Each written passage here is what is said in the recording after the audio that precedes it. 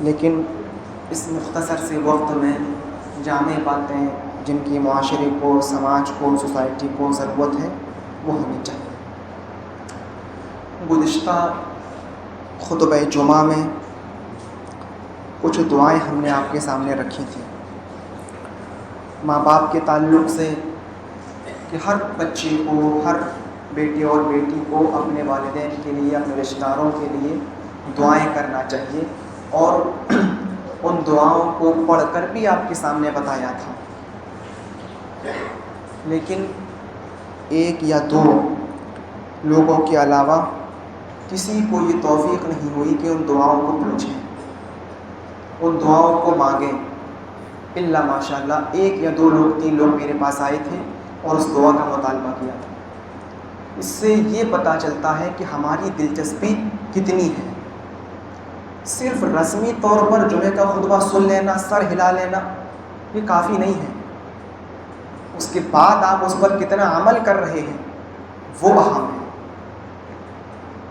نبی اکرم صلی اللہ علیہ وسلم جب کوئی واعظ و نصیحت یا کوئی دعا صحابہ اکرام کو سکھاتے تھے تو صحابہ اکرام لپکتے تھے، اللہ کے رسول ہمیں بھی یہ دعا سکھلائیے، اللہ کے نبی ہمیں بھی اس دعا کو آپ بتائیے، ہم بھی سیکھیں اور اس کو یاد کر لیں۔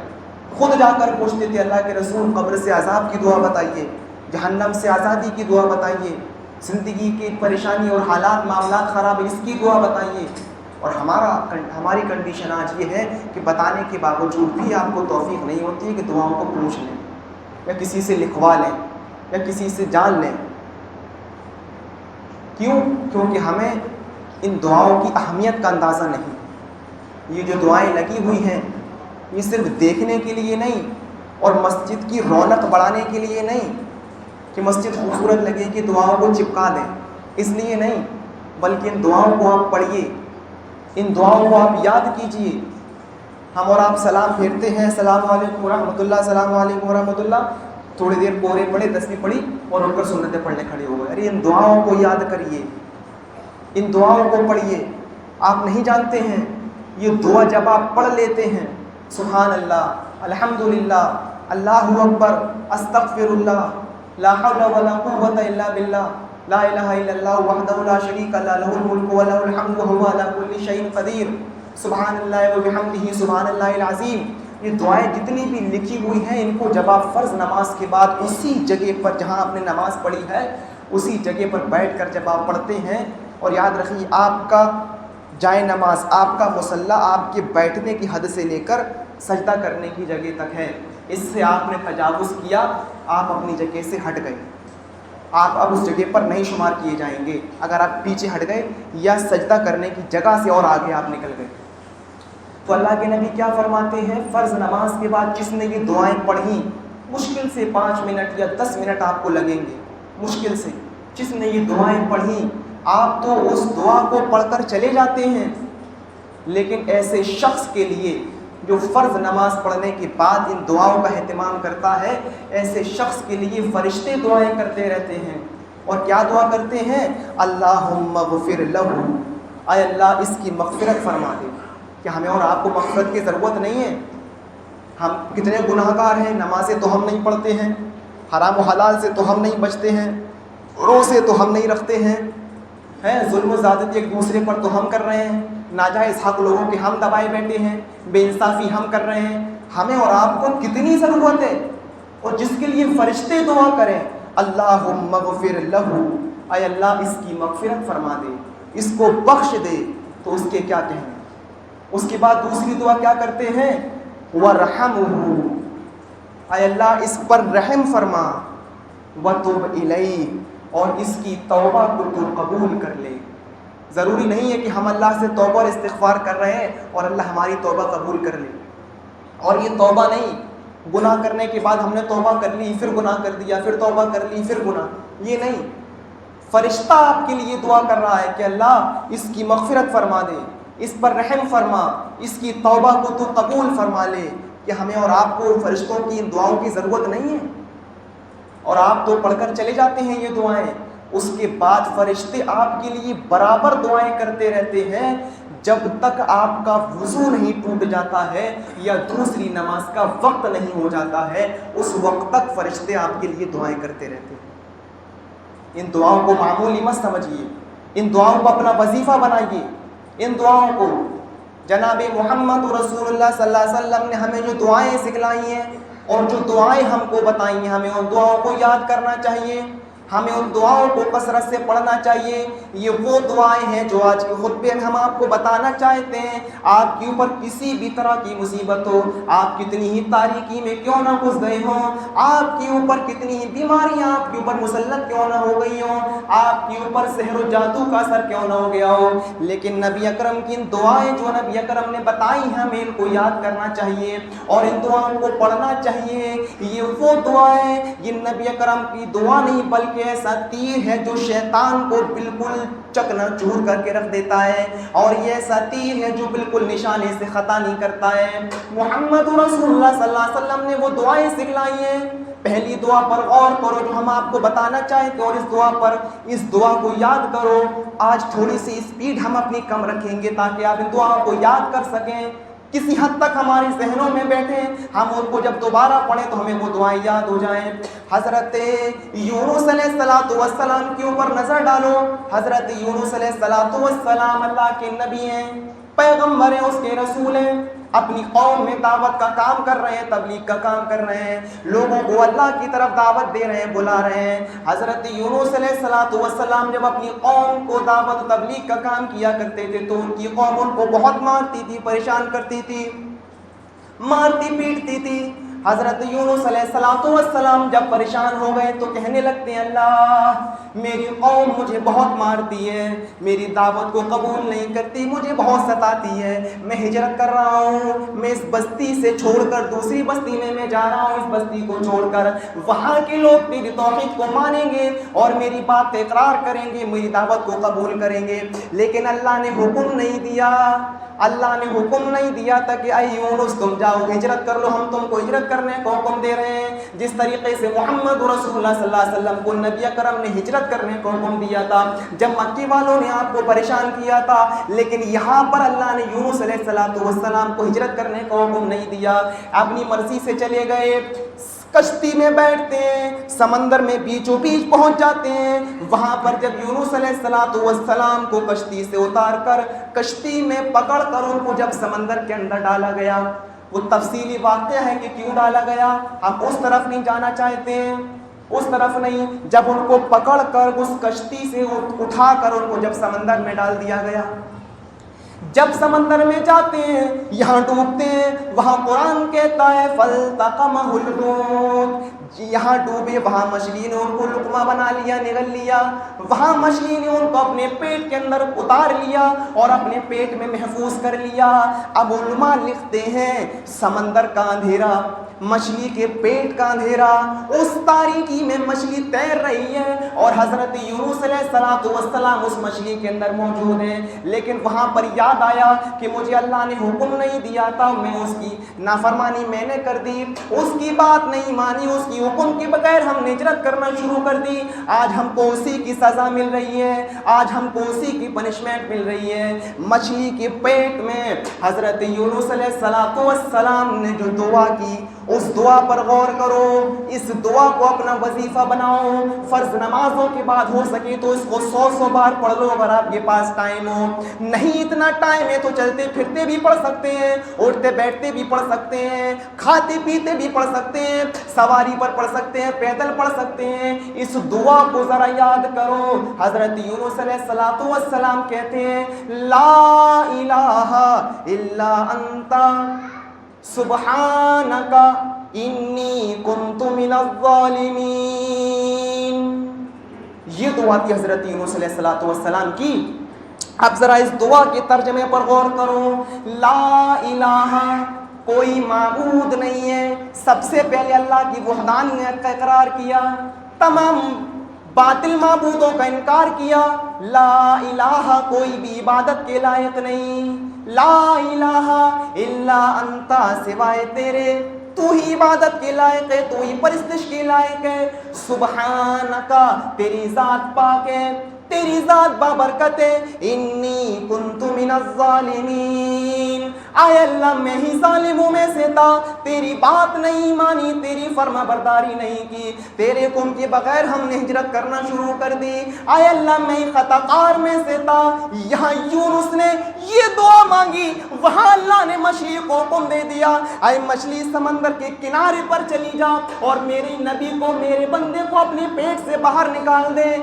یونس نے یہ دعا مانگی، وہاں مچھلی سمندر کے کنارے پر پہنچ جاتی ہے اور ان کو اگل دیتی ہے، ان کو باہر پھینک دیتی ہے، ان کو نکال دیتی ہے۔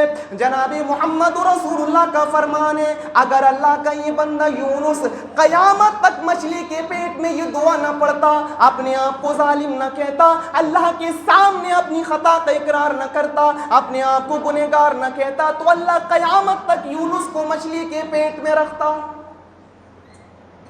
کتنی تاریکی سے نکالا، سمندر کا اندھیرا، مچھلی کے پیٹ کا اندھیرا، کتنی تاریکی میں۔ اسی لیے علماء اکرام و محدثین لکھتے ہیں کہ کوئی بھی انسان ہو، وہ کتنی ہی مصیبت میں کیوں نہ گھر گیا ہو، اس کی زندگی مصیبتوں سے تنگ آ چکی ہو اور پوری طریقے سے غرق ہو چکا ہو، اس دعا کو پڑھے، ہر فرض نماز کے بعد پڑھے، چلتے پھرتے پڑھے۔ جب اللہ یونس کو مچھلی کے پیٹ سے صحیح سلامت واپس باہر نکال سکتا ہے تو وہ ہماری مصیبتوں کو دور کیوں نہیں کر سکتا اور ہمیں ہماری پریشانیوں سے کیوں نہیں نکال سکتا۔ اس لیے اس دعا کو یاد کرو، اس دعا کو معمولی مت سمجھو، معمولی نہیں۔ ہم اس دعا کو سنتے رہتے ہیں، اس لیے آپ کو لگ رہا ہوگا کہ یہ تو عام دعا ہے، یہ کوئی عام دعا نہیں ہے۔ جب اس کو آپ پڑھنا شروع کریں گے اور اس کا ورد کریں گے تب آپ کو احساس ہوگا کتنی پاورفل اور کتنی جامع اور کتنی زبردست دعا ہے یہ۔ لیکن پڑھنا پڑے گا، ریڈی میڈ چورن نہیں ہے، یہ شریعت ہے کہ دوا لی اور فوراً بابا کے پاس گئے اور نے تعویذ باندھا اور کام ہو گیا۔ قرآن و حدیث پر عمل کرنا ہے تو آپ کو یہ دعائیں پڑھنا پڑیں گی، یہ دعائیں۔ آئیے ایک اور طرف ہم آپ کو لے کر چلتے ہیں، ایک اور طرف بہت سے لوگوں کے کہتے ہوئے سنائیں، ہمارے جسم میں درد رہتا ہے، ہماری کمر میں درد رہتا ہے، ہمارے سر میں درد رہتا ہے، ہمارے پیروں میں درد رہتا ہے، ہمارے پیٹ میں درد رہتا ہے، ہماری سینے میں درد رہتا ہے، یا ہمارا بخار ٹھیک نہیں ہو رہا ہے، ڈاکٹروں کے پاس جا جا کر ہمارے جوتے گھس گئے ہیں، ہمارے بینک بیلنس خالی ہو گئے ہیں، ہمیں کیا کریں؟ کوئی دوا فائدہ نہیں کرتی ہے، ایک نہیں سینکڑوں ڈاکٹر ہم نے بدل دیے ہیں، لیکن پھر بھی ہماری کمر کا درد نہیں جا رہا ہے۔ نوٹ کرو، ایک دعا ہم تم کو بتا کر جا رہے ہیں، یہ نبی اکرم کی بتائی ہوئی دعا ہے، اور حضرت ایوب علیہ السلام کیسی بیماری میں مبتلا تھے، کیسی بیماری، اتنی خطرناک بیماری، جسم میں درد نہیں، کمر میں درد نہیں، جو ہمیں اور آپ کو معمولی چیزیں ہوتا ہے، سر میں درد، ہم اور آپ تو کسی کے سامنے بات چیت بھی کر سکتے ہیں اگر ہمارے سر میں درد ہے، یا پیر میں، یا پیٹھ میں، یا پیٹ میں، یا کمر میں درد ہے، سب کچھ کر سکتے ہیں، اٹھ سکتے ہیں، بیٹھ سکتے ہیں، کھا سکتے ہیں، پی سکتے ہیں۔ لیکن یونس حضرت ایوب علیہ السلام کو کیسی بیماری تھی، ذرا اس بیماری پر غور کرو، کیسی بیماری تھی؟ جسم میں کیڑے، ہاتھ میں کیڑے، سر میں کیڑے، زبان میں کیڑے، ناک میں کیڑے، ناخنوں میں کیڑے، انگلیوں میں کیڑے، ناخنوں کے پوروں میں بھی کیڑے، ناخن کے اندر بھی کیڑے گھسے ہوئے تھے، پورے جسم میں کیڑے، کوئی بھی حصہ ان کے جسم کا ایسا نہیں تھا جہاں پر ان کے کیڑے نہیں ہو۔ ذرا سوچو کیڑوں کی بیماری کتنی خطرناک بیماری ہے، انسان کو کسی کے سامنے آنے سے بھی شرم آئے گی کہ ہم اس بیماری میں ہیں، کس کے سامنے کیسے جائیں، کتنی خطرناک بیماری ہے۔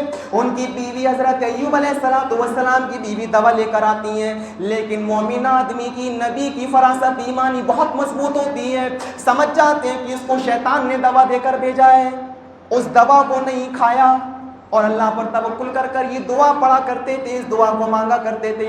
اب اس دعا پر ذرا غور کرو، اس دعا کو اپنا وظیفہ بناؤ، توکل کے ساتھ، یقین کے ساتھ اس دعا کو اپنا وظیفہ بناؤ۔ حضرت ایوب علیہ السلام کیا کہہ رہے ہیں؟ کیا کہہ رہے ہیں؟ اللہم اشفی انت شافی لا شفاء الا شفاؤک شفاء لا یغادر سقما۔ کتنی چھوٹی سی دعا ہے، یاد کرنے میں کتنی دیر لگے گی آپ کو، یاد کرنے میں کتنا وقت لگے گا آپ کو، لیکن ذرا دعا کے ترجمے پر غور کرو۔ کیا کہہ رہے ہیں؟ اللہم اشفی انت شافی، اے اللہ تو ہی شفا دینے والا ہے، اے اللہ تو ہی شافی ہے، تو ہی شفا دینے والا ہے، اللہم اشفی انت شافی، تو ہی شفا دینے والا ہے، لا شفاء، کوئی شفا نہیں دے سکتا ہے، کوئی ہماری اس بیماری کو ٹھیک نہیں کر سکتا ہے، کوئی ہماری اس کیڑوں کو دور نہیں کر سکتا ہے۔ نبی ہیں اپنی بیماری کی شفا اللہ سے مانگ رہے ہیں، لیکن اس موقع پر بھی توحید کو مد نظر رکھتے ہوئے دعا کر رہے ہیں، لا شفاء، کوئی شفا نہیں دے سکتا ہے، شفاء لا یغادر سقما، اے اللہ ہم کو اس بیماری سے ایسی نجات دے، ایسی شفا دے، ایسا چھٹکارا دے جو بیماری کی جڑ کے نام و نشان کو میٹ کر رکھ دے، جو بیماری کو ہمارے جسم سے دور کر دے، بیماری کا ایک بھی عنصر ہمارے جسم میں موجود نہ رہے۔ اے اللہ ہم کو اس بیماری سے ایسی شفا دے دے جو بیماری کی جڑ کے نام و نشان کو میٹ کے رکھ دے۔ 7 سال 7 مہینے 7 دن تک مسلسل حضرت ایوب علیہ السلام اسی بیماری میں رہے، لیکن اس کی دعا اللہ سے مانگ رہے ہیں، اس کی شفا اللہ سے مانگ رہے ہیں، اور اتنی لمبی مدت کے بعد اللہ تعالیٰ نے ان کو اس بیماری سے نجات عطا فرما دی۔ کتنی چھوٹی سی دعا ہے، اللہم اشفی، پھر سے سنو، ہم پڑھ نہیں رہے ہیں، آپ کو یاد کرا رہے ہیں، اللہم اشفی انت شافی، لا شفاء الا شفاؤک، لا شفاء الا شفاؤک، شفاء لا یغادر سقما۔ کتنی چھوٹی سی دعا ہے، اس دعا پر کو یاد کرنے میں آپ کو کتنا ٹائم لگ رہا ہے، اس دعا کو پڑھنے میں آپ کو کتنی دیر لگ رہی ہے، لیکن اس دعا کو آپ کو یقین کے ساتھ پڑھنا پڑے گا، اپنا معمول بنانا پڑے گا، اپنے زندگی کا حصہ اس دعا کو بنانا پڑے گا۔ میرے پیارے ساتھیوں، آپ ڈاکٹروں کی دواؤں پر تو اتنا بھروسہ کر لیتے ہیں، اتنا اعتماد کر لیتے ہیں کہ ہم نے درد کی گولی کھا لی، ہمارا سر کا درد ٹھیک ہو جائے گا یا ہمارا پیر کا درد ٹھیک ہو جائے گا۔ سن لیجئے، آپ کے جسم میں دوا جانے کے بعد بھی اس وقت تک اثر نہیں کرتی ہے، اس وقت تک اثر نہیں کرتی ہے جب تک اللہ اس کو حکم نہ دے دے، جب تک اللہ اس سے نہ کہہ دے، کیونکہ دوا میں اگر اس نے صحت رکھی ہے، تندرستی رکھی ہے، شفا رکھی ہے، اگر وہ رکھ سکتا ہے تو اس کو نکالنے پر بھی قادر ہے، اگر وہ اس کو حکم دے سکتا ہے تو اس کو منع کرنے پر بھی قادر ہے۔ جس طریقے سے چھری کا کام کاٹنے کا ہوتا ہے، لیکن جب ابراہیم علیہ السلام نے اپنے بیٹے کی گردن پر چھری چلائی، چھری نے اپنا کام نہیں کیا۔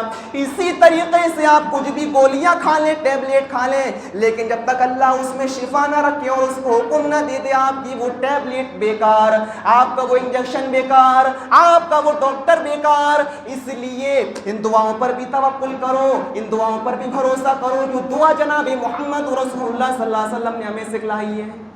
کتنی معمولی سی دعائیں ہیں، کتنی چھوٹی چھوٹی دعائیں ہیں، لیکن نہیں یاد ہوں گی ہمیں، نہیں یاد ہوں گی۔ ابھی کھڑا کر کے پوچھ لوں، الا ماشاء اللہ کسی کو یہ دعائیں یاد نہیں ہوں گی، لیکن سر سب ہلائیں گے جمعے کے خطبے میں، ہاں صحیح بات ہے، صحیح بات ہے، سب ہلائیں گے، لیکن جب یاد کرنے کا، پڑھنے کا نمبر آئے گا، ارے کون پڑھے اتنا، ارے 20 روپے 50 روپے خرچ کریں گے، ابھی ایک خوراک لے کر آئیں گے، ابھی ہم ٹھیک ہو جائیں گے۔ کتنی بڑی استغفر اللہ، استغفر اللہ الذی لا الہ الا هو الحی القیوم واتوب الیہ، استغفر اللہ ربی من کل ذنب واتوب الیہ۔ کتنی بڑی دعا ہے استغفار، لیکن اس کو آپ معمولی سمجھتے ہیں، معمولی۔ یہ استغفار یا استغفر اللہ کوئی معمولی چیز نہیں ہے، یہ بہت اہم چیز ہے، بہت ہی زیادہ۔ حضرت عمر فاروق کے پاس ایک شخص آتا ہے، کہتا امیر المومنین میرے پاس مال کی کمی ہے، حضرت عمر نے کہا جاؤ استغفار کرو۔ دوسرا آتا ہے، کہتا امیر المومنین میرے کاروبار میں نقصان ہو گیا ہے، کہا جاؤ استغفار کرو۔ تیسرا آتا ہے، کہتا امیر المومنین میری کھیتی باڑی میں نقصان ہے، میرے پھل فروٹ نہیں ہو رہے ہیں، کہا جاؤ استغفار کرو۔ چوتھا آتا ہے، کہتا امیر المومنین اللہ سے دعا کر دیجیے اللہ آسمان سے موسلادھار بارش فرما دے تاکہ ہم کو سکون مل جائے، بہت گرمی ہو رہی ہے، کہا جاؤ استغفار کرو۔ مختلف قسم کے لوگ آئے، حضرت عمر فاروق نے سارے لوگوں کو ایک ہی علاج بتایا، استغفار کرو، استغفار پڑھو، استغفار کیا کرو۔ ان کے پاس ایک شخص موجود تھا حضرت عمر فاروق کے پاس، کہنے لگتا ہے کہ امیر المومنین آپ کے پاس الگ الگ لوگ آئے، الگ الگ پریشانیاں لے کر، الگ الگ باتیں بتائیں، اور آپ نے سارے لوگوں کو استغفار بتا دیا۔ سب کو الگ الگ بتانا چاہیے تھا، سب کی مصیبتیں الگ الگ ہیں تو دوا بھی تو الگ الگ ہونی چاہیے۔ حضرت عمر فاروق نے اس سے کہا کیا تم نے قرآن نہیں پڑھا؟ کیا تم نے قرآن کریم کی آیت نہیں پڑھی؟ اللہ تعالیٰ قرآن کریم کے اندر کہہ رہا ہے فَقُلْتُ اسْتَغْفِرُوا رَبَّكُمْ إِنَّهُ كَانَ غَفَّارًا۔ او لوگوں اپنے رب سے مغفرت طلب کیا کرو، بے شک وہ بہت ہی زیادہ معاف کرنے والا ہے، بے شک وہ بہت ہی زیادہ بخشنے والا ہے۔ وَيُرْسِلِ السَّمَاءَ عَلَيْكُمْ مِدْرَارًا۔ جب تم اس سے استغفار کرو گے تو وہ آسمان سے تمہارے لیے موسلادھار بارش برسائے گا، تمہارے لیے آسمان سے پانی گرائے گا، اور ایسی بارش نہیں جو ہم کو نقصان پہنچائے، ایسی بارش جو ہمارے لیے نفع مند ہو، جو ہمارے لیے فائدے مند ہو۔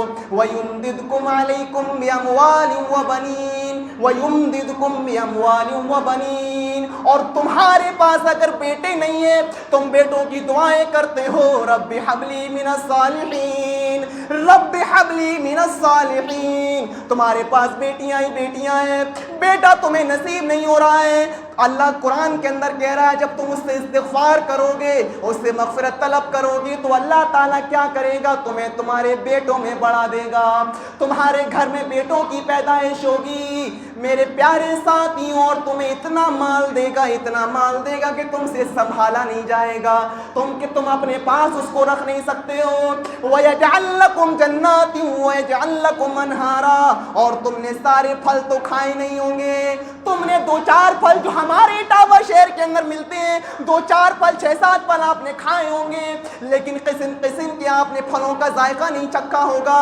لیکن جب تم اللہ سے استغفار کرو گے، اس سے مغفرت طلب کرو گے تو اللہ تعالیٰ تمہیں باغات کا مالک بنا دے گا، ایسے ایسے پھل تمہیں دے گا جس کا تم نے ذائقہ بھی نہ چکھا ہو، جس کا تمہارے ذہن میں خیال بھی نہیں آیا ہو۔ وَيَجْعَلْ لَكُمْ أَنْهَارًا۔ اور تمہیں نہروں کا مالک بنا دے گا، تم نہروں کے مالک بن جاؤ گے۔ میرے پیارے ساتھیوں، ذرا تصور کرو یہ کتنی بڑی چیز ہے، لیکن ہمیں قرآن کی آیتوں پر بھروسہ نہیں ہے، ہمیں قرآن کی اللہ کی ان صورتوں ان آیتوں پر اعتماد نہیں ہے۔ ہمیں ان دعاؤں پر اگر اعتماد بھروسہ ہوتا، اس کو ہم پڑھتے اور ان چیزوں سے فائدہ حاصل کرتے اور اپنی زندگی میں انقلاب پیدا کرتے۔ انقلاب، امام مالک کا نام آپ نے سنا ہے؟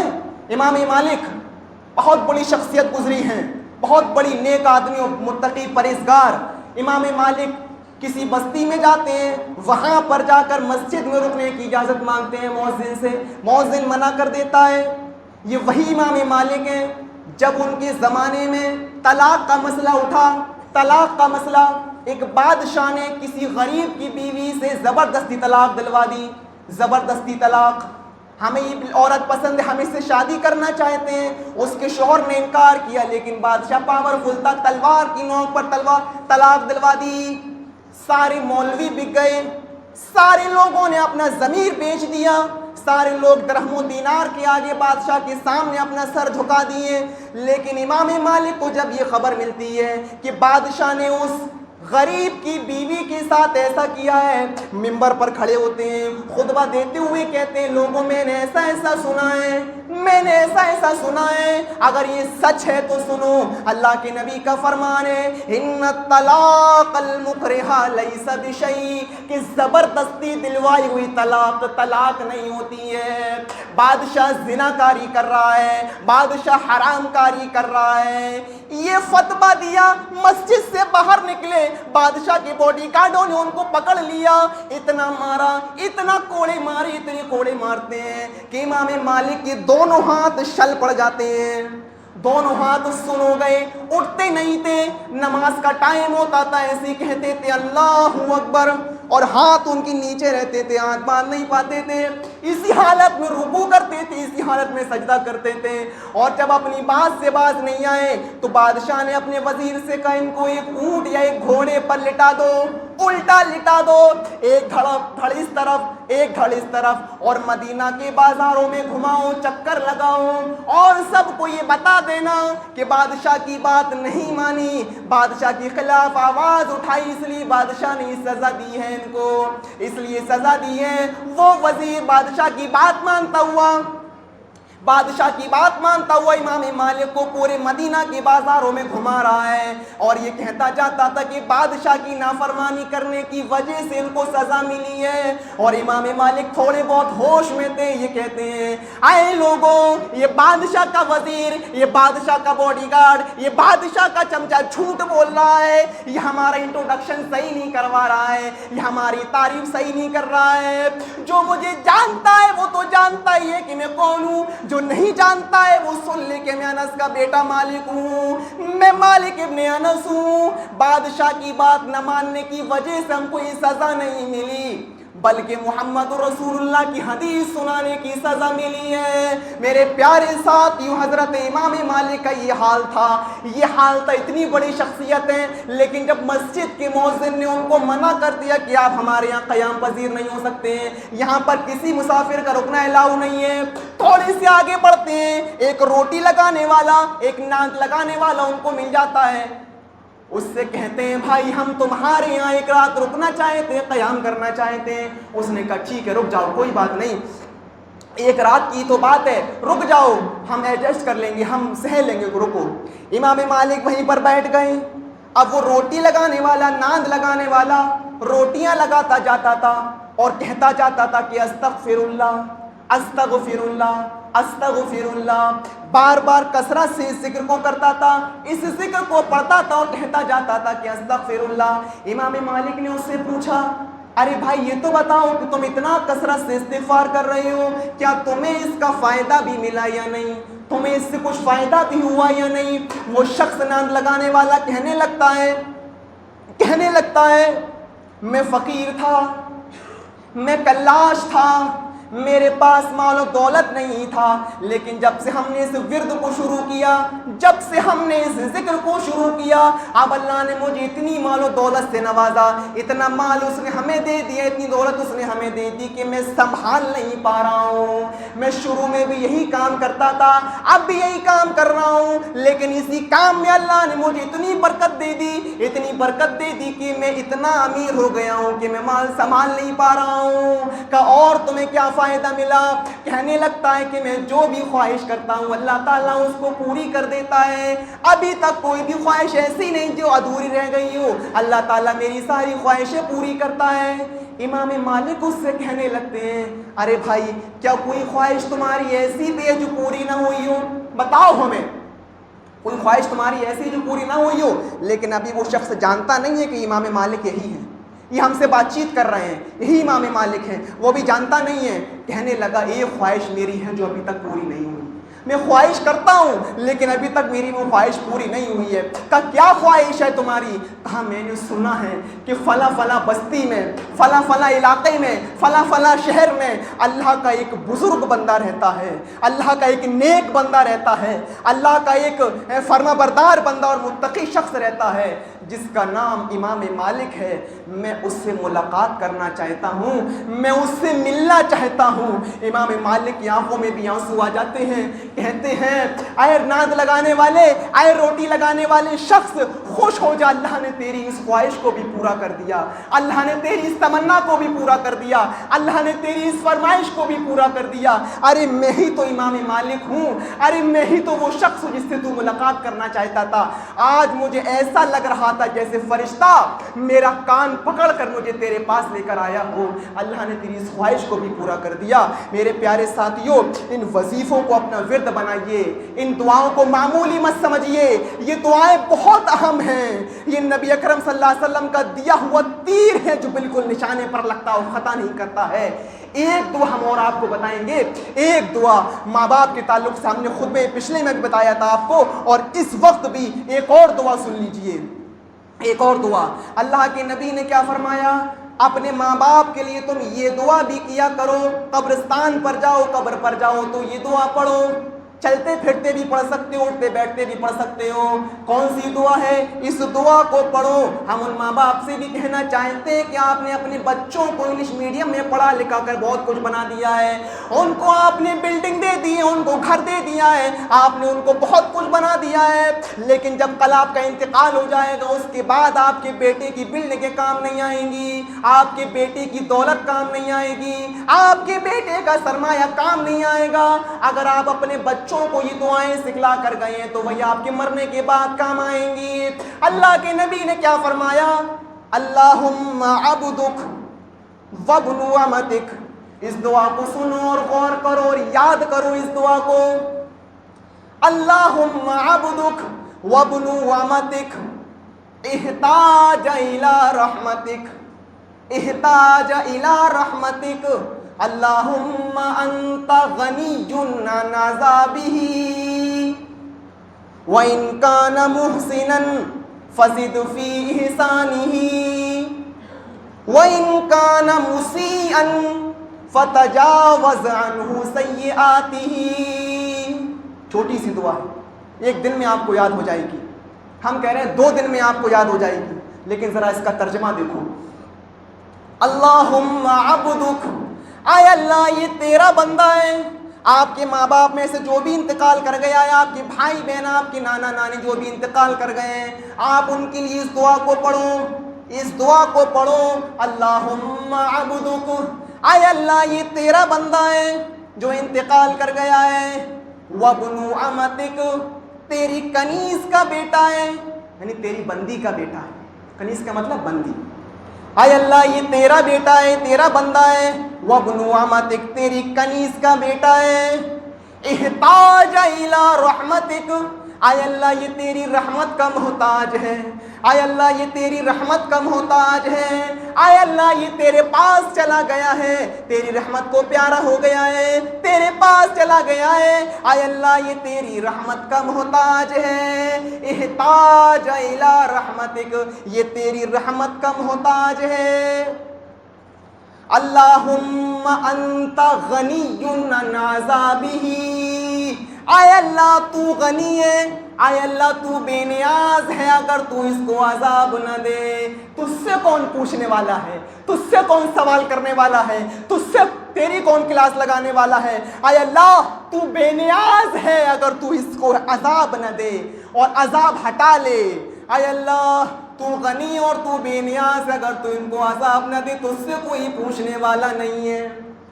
وَإِن كَانَ مُحْسِنًا، اے اللہ اگر یہ مرنے والا اگر نیک تھا، صالح تھا، فرما بردار تھا، 5 وقتہ نمازی تھا، روزے دار تھا، تہجد گزار تھا، حرام و حلال سے بچتا تھا، اے اللہ اگر یہ نیک تھا، وَإِن كَانَ مُحْسِنًا، اگر یہ نیک تھا، فزد فی احسانہ، تو اے اللہ ان کی نیکیوں کا سلسلہ جاری رکھ، اے اللہ ان کو ان کی نیکیوں میں بڑھا دے، اے اللہ ان کی نیکیوں میں اضافہ فرما، ان کی نیکیوں کو بڑھا دے۔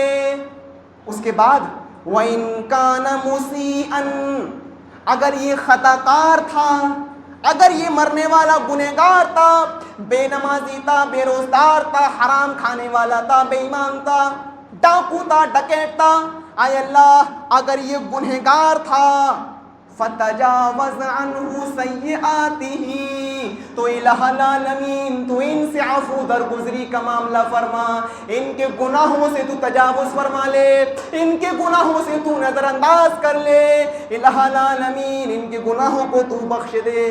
میرے بھائیوں کتنی بڑی دعائیں ہیں، کتنی چھوٹی چھوٹی سی دعائیں ہیں، لیکن آپ کو یاد نہیں ہیں۔ اگر آپ کو اپنے باپ سے اور ماں سے محبت ہے تو آپ یہ دعائیں یاد کریں گے، یاد کریں گے، اور اگر آپ کو اپنے ماں باپ سے محبت نہیں ہے تو آپ کو پھر وہی چیز جو چلتی آ رہی ہے، خطبہ سنا اور ہم چلے گئے اپنے رویوں میں اور اپنے کام کاج میں مست ہو گئے، لیکن اس بات کو بھی نوٹ کریے کہ کل آپ بھی باپ بنیں گے، آپ کی بھی مریں گے، اور آپ کی اولاد پھر آپ کے لیے بھی دعائیں نہیں کرے گی۔ کیوں؟ کما تدین تدان، جیسا کرو گے ویسا بھرو گے۔ آج تم اگر اپنے باپ کے لیے دعائیں مغفرت نہیں کرو گے تو کل تمہاری اولاد بھی تمہارے لیے دعائیں مغفرت نہیں کرے گی۔ میرے پیارے ساتھیوں، وقت زیادہ ہو چکا ہے، یہ چند باتیں تھیں کچھ دعائیں تھیں جو ہم نے آپ کے سامنے بتائی ہیں، چھوٹی چھوٹی دعائیں، ہمیں ان دعاؤں کو یاد کرنا چاہیے اور ان دعاؤں کو اپنا وظیفہ بنانا چاہیے۔ ہم دعا کرتے ہیں کہ بار الہ ہم تمام لوگوں کو کہنے سے زیادہ عمل، سننے سے زیادہ عمل کرنے کی توفیق عطا فرما۔ بار الہ ہم تمام لوگوں کو ان دعاؤں کو یاد کرنے کی توفیق عطا فرما، اخلاص کے ساتھ، خلوص کے ساتھ ان دعاؤں کو پڑھنے کی توفیق عطا فرما، اور ان دعاؤں کے پڑھنے کے ساتھ ساتھ ہمیں یقین اور توکل بھی ہمارا مضبوط کر دے۔ بار الہ جو بیمار ہے ان کو شفاء کاملہ عاجلہ عطا فرما، جو تیری رحمت کو جا چکی ہیں قبروں کو نور سے بھر دے۔ وما علینا الا البلاغ المبین، وآخر دعوانا ان الحمد للہ رب العالمین۔